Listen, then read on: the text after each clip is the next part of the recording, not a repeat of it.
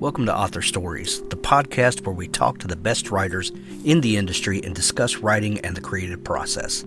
Whether you're a writer, a reader, or both, we hope you'll find something here that makes you love books and the writers that create them.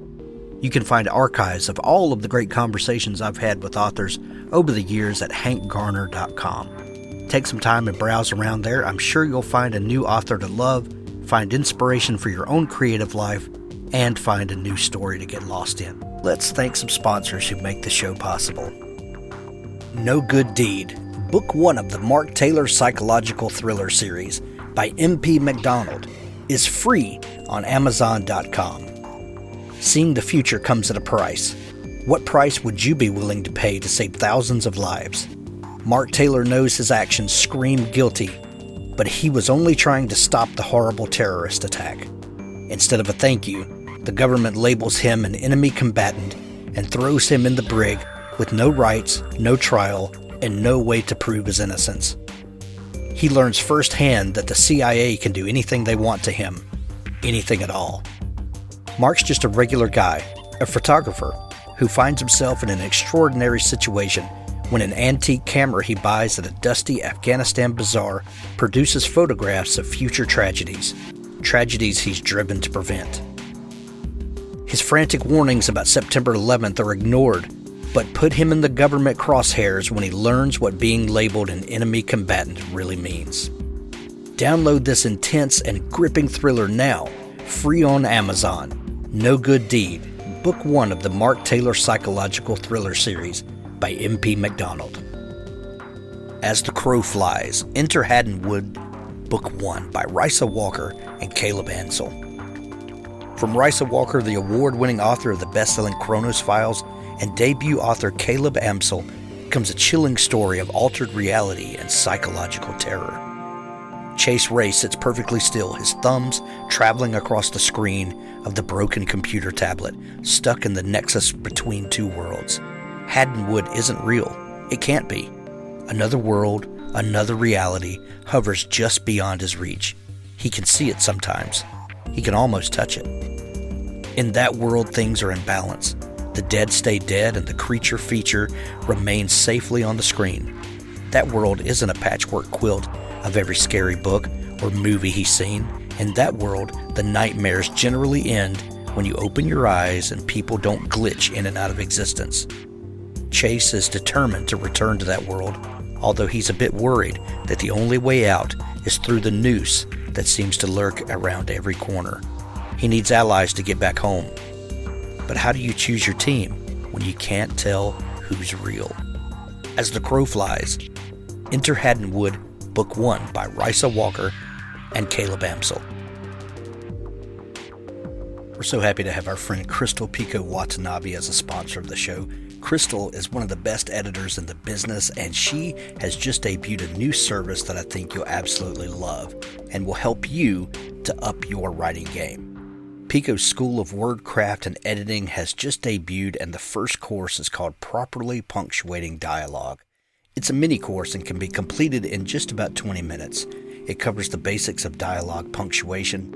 Authors can get access to the new school and the course for free by signing up for Crystal's author newsletter, Notes from Pico.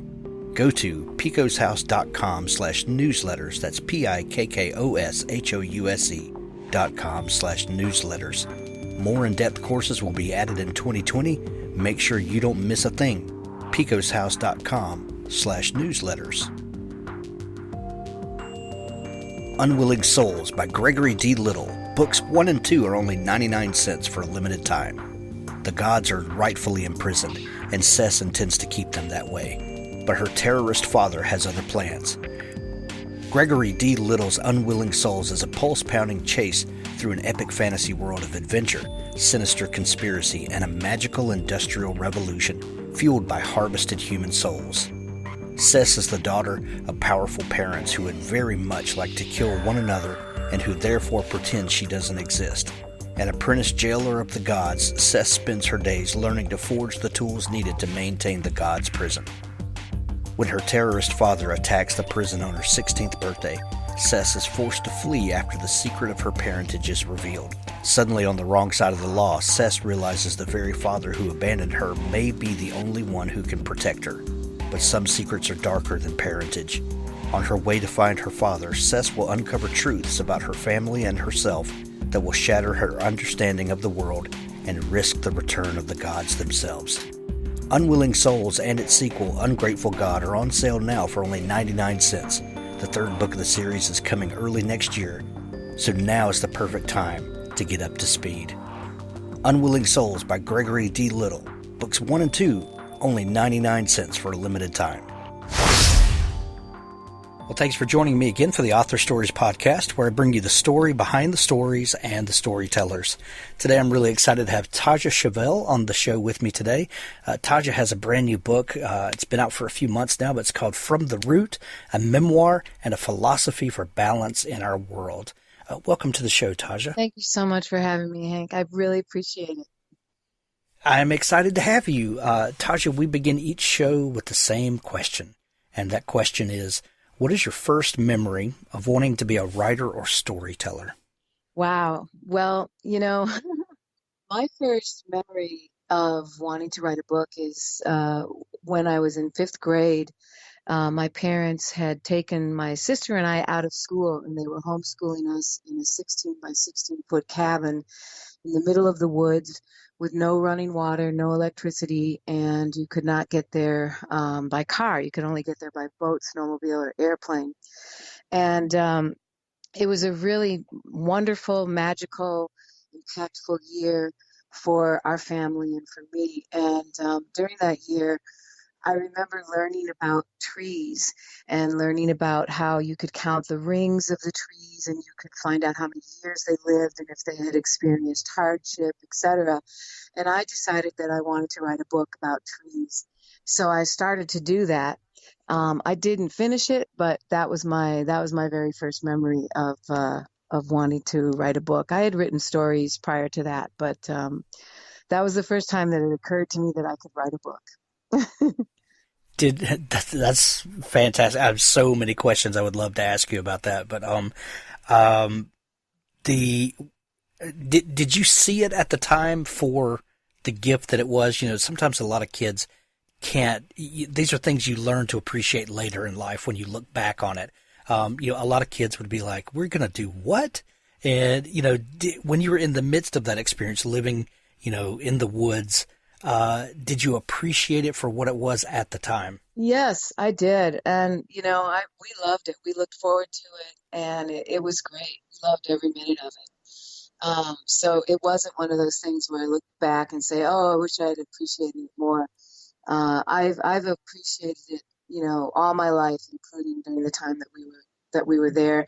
And I touched up on that a little bit in my book, that experience, just to sort of let readers know where I've come from, what I've been through, and what inspired me to write this book, From the Root. Well, and you would think if you picked up your book and started kind of digging into your philosophy and the subject matter you've taken on, you would think, well, Taja has been, a horticulturalist or, has worked in forestry or something all this time, but you have had a very interesting path that's brought you to where you are now. What has been your career path? Well, when I was after we lived in the woods for a year, because I was born and raised in the city, we went back down to our house in the city. We lived there for a year, and then my father and mother bought a farm, and I lived on the farm for 3.5 years. And I went on from there. I went to a boarding school, and I ended up graduating ahead of my class. And then I went into into music. So I was born and raised in Minneapolis, and at the time, Prince was a rising star, and I started to, perform in various bands. At one point, I was in 5 different bands. I was in jazz bands and R&B bands, straight ahead jazz, um, uh, fusion jazz, funk bands, and then I started my own band, and I also worked at a radio station called KMOJ in Minneapolis. And one thing led to another, and I was accepted. I actually was also trying to go to the Berklee College of Music in Boston. And in the same week that I was accepted into the Berklee College of Music, Prince offered me a record deal. And normally that would be, it wasn't much of a decision. I mean, I knew right away that I wanted to take the record deal. But I did tell Prince I would wait for 24 hours to make my decision, but I had already made up my mind as soon as he offered. Prince is an icon, especially people of our generation. I don't remember, a momentous life event that didn't have some Prince, in the background somewhere. That had to be mind blowing. It was mind blowing, and it was just fantastic. And I was basically ushered into Hollywood on a sort of A-list red carpet from that point on. So my experiences up until that point, I had been born and raised in a city, had lived in the middle of the wilderness, had lived on a farm, and then was flown to Hollywood on this red carpet and started having all these other experiences in the music business, and that's been my life until I started to record a CD for Sony Records several years later in Detroit, Michigan. And during that time, the more time that I spent in Detroit, the more I became acquainted with the severe job loss and poverty that the city was experiencing, jobs being shipped overseas, etc. And also I saw an undue amount of unused land in the city, 17,000 acres of unused land at the time. I had just never seen anything like that in a city. And so just pulling from my experiences on the farm, I looked at that land and said, wow, why don't we plant food on that land? Because fallow land used to be looked at as an opportunity for planting food if you're hungry.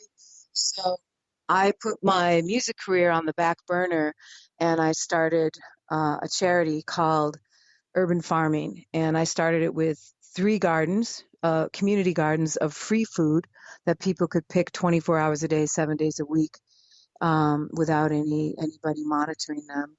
And and $5,000. It was real grassroots, and it grew within 4.5 years into really creating a global trend for community gardening all around the world. And now we have over 66,000 gardens around the world that are all a part of the urban farming global food chain. And so this is what brought me to writing this book. This book is not about gardening. As you mentioned, it's called From the Root, a memoir and a philosophy for balance in our world. And it really came out of all of these different experiences, me experiencing a gap, a bridge, a gap that needs to be bridged, a gap of misunderstanding between different people, whether they're affluent or they're scraping and scratching, whether they're from different backgrounds, different religions, different races, different genders, different ages, that I have just seen such gaps of misunderstandings between people. But I have experienced that, within this spectrum, I have so many different friends, and they're all so much more alike than they think they are. So that was one of the things that really propelled me and inspired me to write this book about bringing our communities into balance around the world. When when you were pursuing your music career and going to Hollywood and all of the amazing things that you have gotten to do, were your parents still living on that farm? They were for a little while, but they eventually moved back down to Minneapolis, and farming was something that my father loved. And I'm so happy that he did. And I'm so happy that my parents were bold enough to homeschool us that year in the middle of the woods, where the temperatures would frequently be at like 40 below zero. So, that pioneering spirit that they had and that their parents had really runs through me, and a love for the land, a love for for nature and the environment and plants and just a knowledge of what hard work is and what it's like to work on a farm. And all of those things were things that eventually I was able to draw from when I started urban farming. So just a culmination of life experiences, and just very, very thankful that my parents are who they are. Because if they weren't who they are, then I wouldn't have been able to have all these experiences to draw from, and also just the inspiration and belief in myself that I can do it, even to go into music, which was something radically different from what they thought I was going to do, because I originally wanted to be a botanist. So, Well, what's interesting, I grew up on a farm that was really no longer a working farm. We always had a garden for, we would have fresh vegetables in the summer and all that. But my grandparents who'd lived there before us, for several generations, this was, a working farm for survival. And, growing up in that atmosphere and around, those types of people, and understanding that, you can cultivate and you can take care of this thing, this earth that we have, and it will feed you. And, there's a special relationship there, and people can pursue all sorts of hobbies and, different interests. And then, people may move on to other interests, but if you ever understand the process and see how the world works, it's something you may move on and do different things, but it's something that will always be ingrained inside you, won't it? that's true. I really agree with that. And, I think what's interesting is in the beginning, even though the charity is called Urban Farming, we worked in rural areas and suburban areas and urban areas. But in particular, in the urban areas, it was great to see something brought to many of the people, and especially the students and young people who had never seen anything like this before, because they live in a city. So we had, I remember, I have scores of these stories, and many of them I tell in the book. But one of them was a 17-year-old student who was on a garden, and she was in the city, and she saw an eggplant, and she asked her teacher, "What is that?" And the teacher said, "That's an eggplant." And so she exclaimed excitedly, "Oh, wow, is that where eggs come from?" And and what's great about it is, first of all, if I didn't know, that's what I would think. And secondly, it was just such a teachable moment. It was a great teachable moment. And we had many, many situations like that with students and people from the city who had never had a chance to be out on a farm, and really didn't. We're so disconnected from where the food comes from. So having those teachable moments, that really gets into sort of the crux of what I talk about in this book, about bridging gaps and bringing people together. Because oftentimes I've found that just having conversations and getting to know people is what people need to bring them together. And in this book, I illustrate, through some of the economic arguments that I put forth in the book, I illustrate how our societies are so out of balance, and in the need to be brought, have such a need to be brought back into balance, just through some of the economics, like in the United States alone, we're wasting over $6.2 trillion every single year. And so some of those areas I pinpoint in the book. Some of those areas are, if we just had healthier diets, we'd save 71 billion. Cut down on the cost of crime. Crime is costing the United States alone up to $3.4 trillion every single year. These are things that people don't normally think of. And these are things that I've started to learn about as I've been through, in my boots on the ground experiences. Even there was a study out of Iowa State University that revealed that one single murder cost society $17.25 million in indirect and direct costs. So bringing that story to life, bringing those, facts and figures to life, those indirect and direct costs are costs that people normally would never think about. The costs of the investigative costs, the hospitalization, the insurance costs, the loss of life to the family, et cetera, et cetera. And telling those narratives, telling those stories so that people can really see how out of balance we are. And when we bring ourselves back in balance, we can recapture and reallocate that wasted capital, and we can reallocate it right back into our communities and build up and strengthen our communities. And the more we come into balance, the more we're able to do that. So I put solutions out, but I also have a lot of stories, draw from my experiences and tell stories about what I've witnessed and what I've experienced, and along with all of the research that I've done for the book. So I'm excited about this book. I'm excited about the tales and that it tells, and the information that I'm putting forth in the book. Well, excuse me. That's one thing that I really love about this book is it's not just you telling us kind of your view on how to fix the world. This is the things you've come to because of the journey that you've been on and the people that you've experienced and excuse me, my voice trying to leave, and the kind of the practical solutions that you've come upon. Take me back, if you will, to Detroit when you were there and you started realizing, all of the waste around you and waste in underutilized land and just resources that we're just letting sit there and rot. Walk me through, if you will, what was going on in your mind when you had this sort of epiphany. You know what? I see a problem here, and I think I might have a solution to at least part of that. What was that like? So that's a really great question because it unfolded through time, but originally it was sort of an epiphany.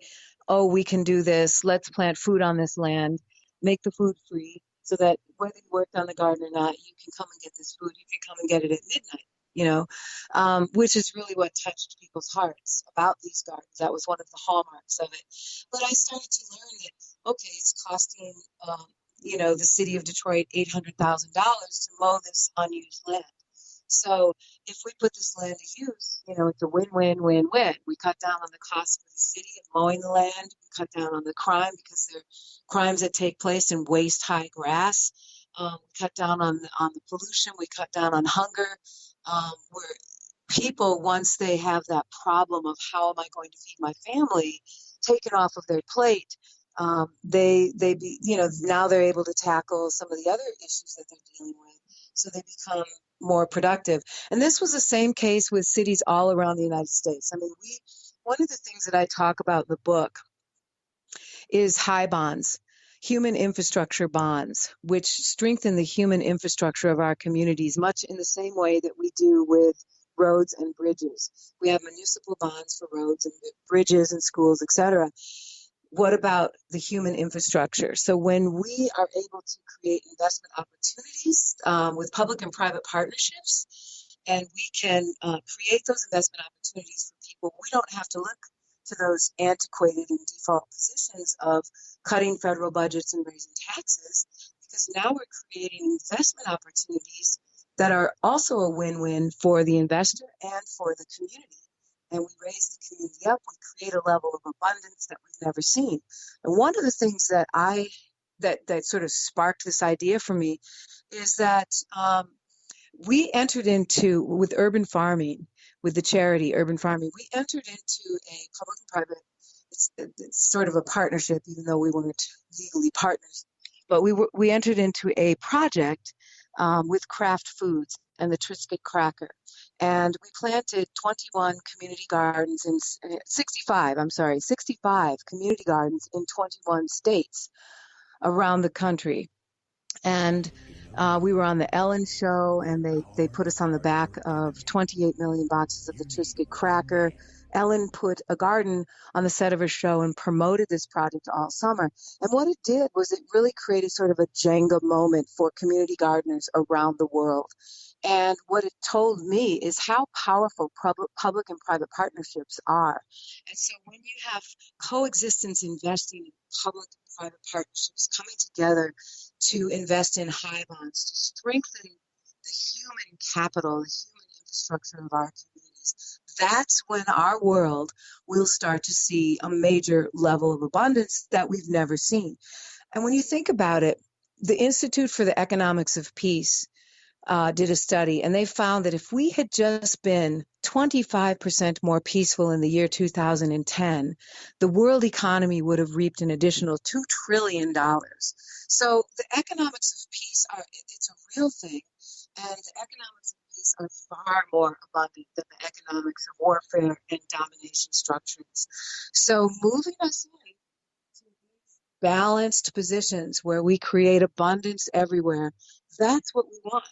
That's when we're not scraping and scratching to feed our families. We have real joy and real quality of life. You talk about this kind of whole life philosophy, and we're talking about more than just growing food.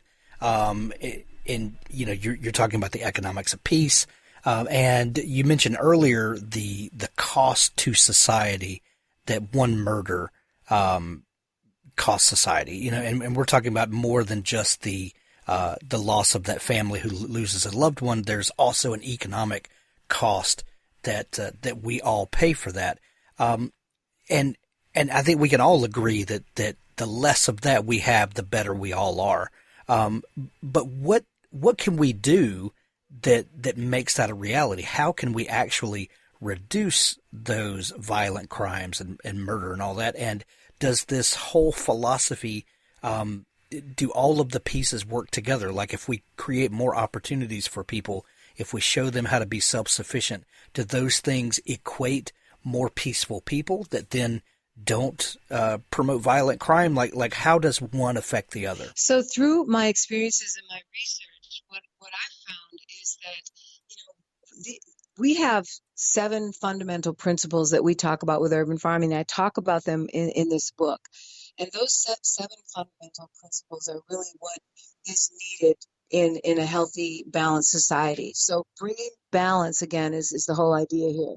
Just like in a garden, you want to make sure you're not overwatering, underwatering, etc. You want to make sure that your societies are in balance. So there are many, many ways that we can do this.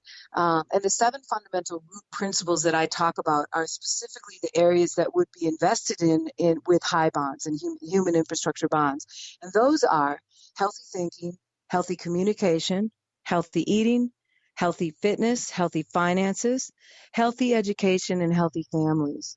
And when all of those areas are brought into balance, we see less crime, we see less obesity, we see the educational achievement gaps in our country, closed.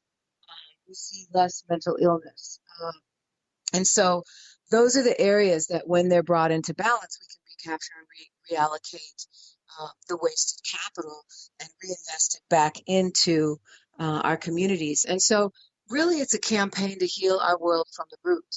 And when I say from the root, if we don't get to the root of the problems that we're dealing with, then we just keep slapping Band-Aids on them and keep rolling.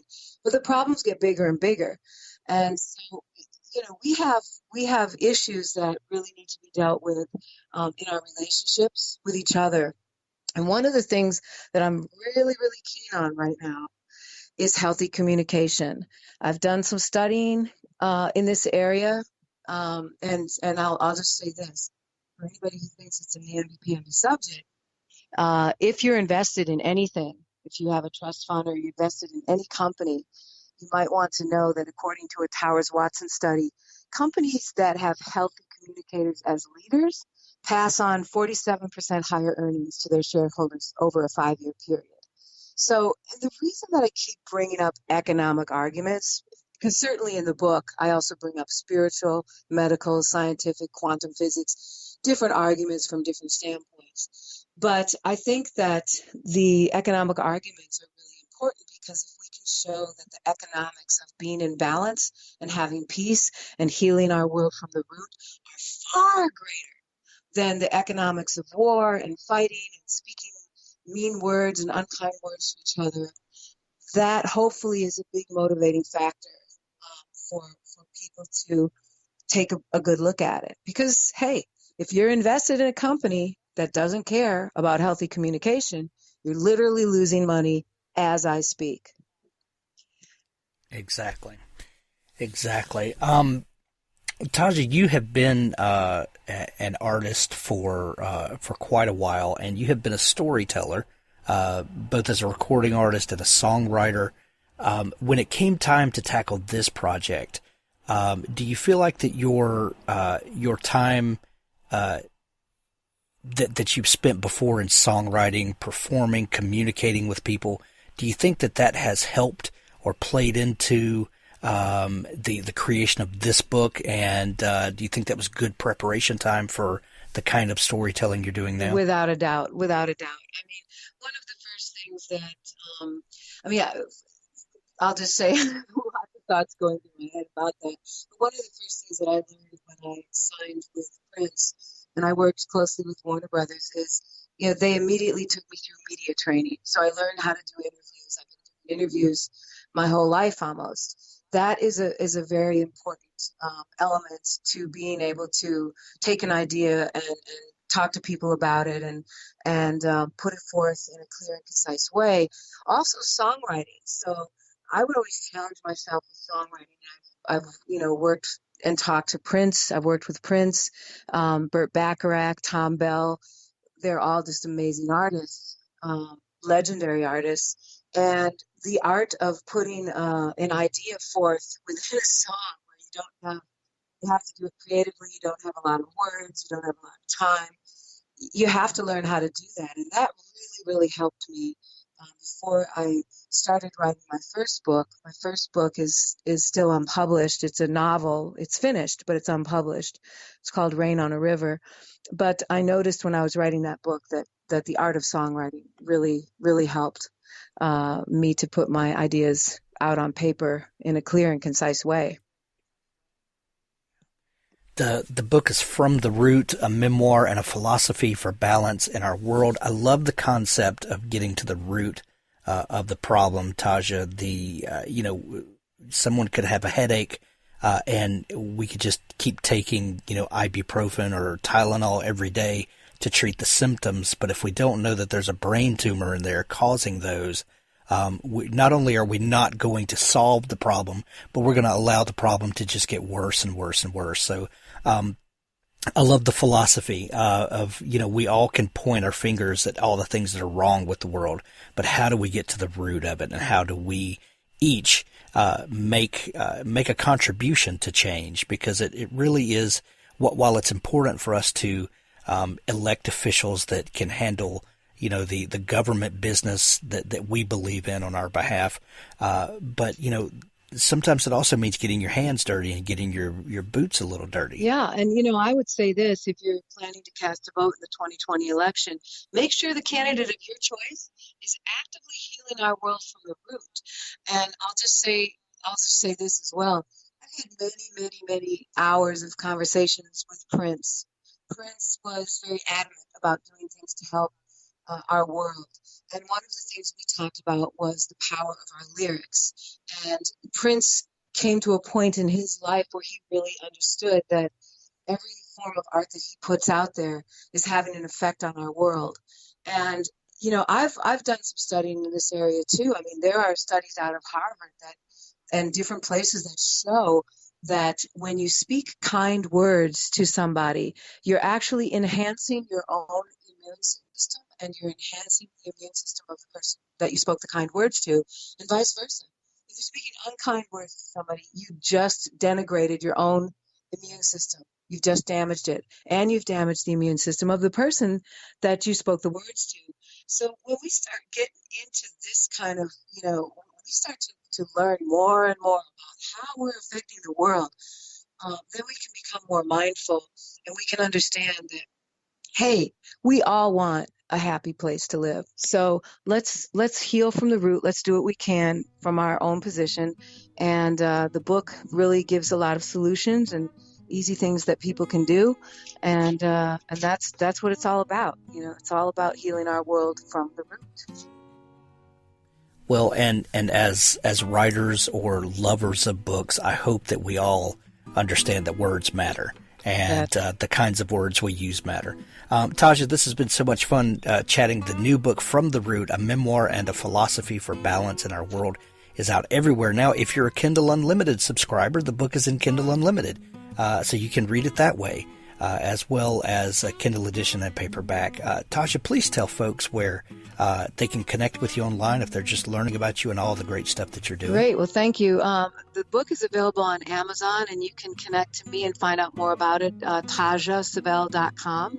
And I'm sure that you'll be able to see that on Hank's website as well. But tajasevelle.com will keep you posted on new books, new speaking engagements, and new music.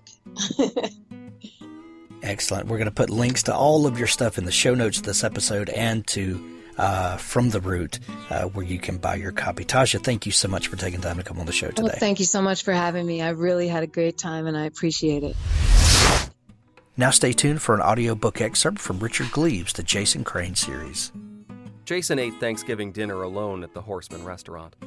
He had the place to himself. Everyone else had somewhere to be. He picked at his burger and fries, thinking of meals past.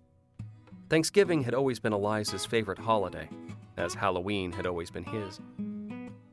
Jason glanced at the menu propped at his elbow. The horseman with his hand held high, carrying a tray with burgers and a shake. The horseman he'd seen on Halloween was no cartoon. That horseman was a thing of crematorium ash, of grave clothes and withered grass, riding a horse of autumn leaves and snail shells and pieces of skull. Jason's hand rose to the tender stripe of skin on his neck. The hatchet cut. "You okay, honey?" Jennifer, the waitress, appeared at his elbow. She had dyed her hair since he'd first met her. A pink stripe ran through the gray now, as if she had stuck her head in a cotton candy machine. "Yeah, I'm full." She raised an eyebrow. "That bad, huh?" Jason glanced at his plate, still piled with food. "Just not hungry." "You know, I saw the Headless Horseman once," said Jennifer, refreshing Jason's cup. She glanced about, deciding something. She set the pot down on a nearby table and slid into Jason's booth with some difficulty, sucking her belly in. "I've seen him," she whispered. "Just like you." "When?" "Oh, 10 years ago." Jason glanced around to see if the cooks or busboys were watching, to see if she was playing a prank. "Where?" he asked, trying to sound casual. "East of here. Sam and I used to live out on Sawmill River Road. I worked at my daddy's Applebee's franchise, you know. It's still there. Daddy sold it, though. It was around Halloween time and I was coming off shift. It had been a night, believe me. Parties of like 20. We sang to the little brats, 'Happy, happy birthday' from all of us at Applebee's." "The Horseman?" "Right." She produced cigarettes. "Do you mind?" Jason shook his head. "Thanks. Don't tell the smoke police." Jason slid the saucer from beneath his coffee mug to serve as an ashtray. It was about midnight, probably. I counted my tips. And those little bastards stiff you, by the by. So I wasn't in a good mood. I was waiting for Sam to pick me up. I was smoking in the parking lot, trying not to catch my hair on fire, and I heard this thunder, coming down the Picantico Hills from the direction of the hollow. Rumble, rumble, rumble, but it was clear out, and the sound got closer and closer. We had a full moon that night, hanging over the top of the ridge, and I saw him come up the other side, this black shape on a horse, fast as the devil late for church. He was down the hill before I knew it, coming right at me, and he jumped Sawmill River, kaboom! And when he reached the parking lot, I saw. She drew one finger across her neck. Nothing. No head. And it wasn't any real horse either.